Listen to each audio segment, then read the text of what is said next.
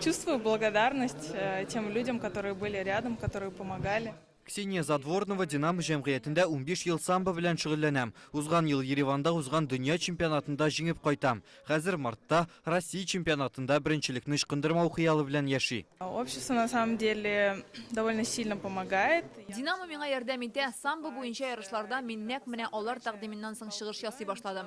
Бу безнең илдә барлыкка килгән спорт төре. Шуңа аның белән шөгыльләнеп, без Россия данын яклыйбыз.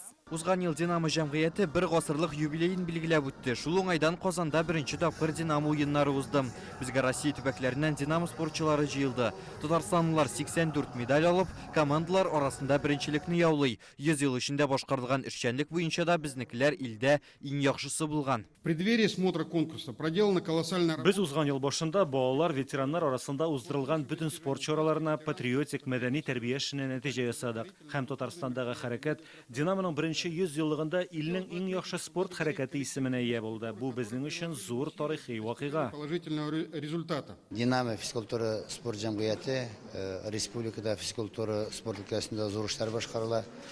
Алар барысында системалы балаларына сынау өлкәннәрендә кертеп, чиремле хоккей, топлы хоккей командаларын формалаштырып, аларны саклап һәм бүгенге көндә шундый дәрәҗә туда бик зур эшләрне талар. 1998 елдан Татарстанда Динамоны Әзгат Сәфаров җитәкли. Шул вакыт эчендә чиремдәге хоккей буенча Динамо Акбарс ир-атлар клубы 21 тапкыр Россия чемпионы булды. Тренерлары Араик Мыргарян Россиянең рекордлар китабына кертелде. Укчылары да сынатмый, узган сезонда алар 49 медаль яулаган, шуның яртысы алтын. Успехи, они у Динамо всегда были, есть. Динаmoның казанышлары электә күп булды, киләчәктә дә булачак. Бу традициябызга әйләнеп бара. Без республикада спорт җәмгыятьләре арасында нәтиҗәлелек буенча аерылып торабыз. Казанышларыбыз ил дәрәҗәсендә дә мактанырлык.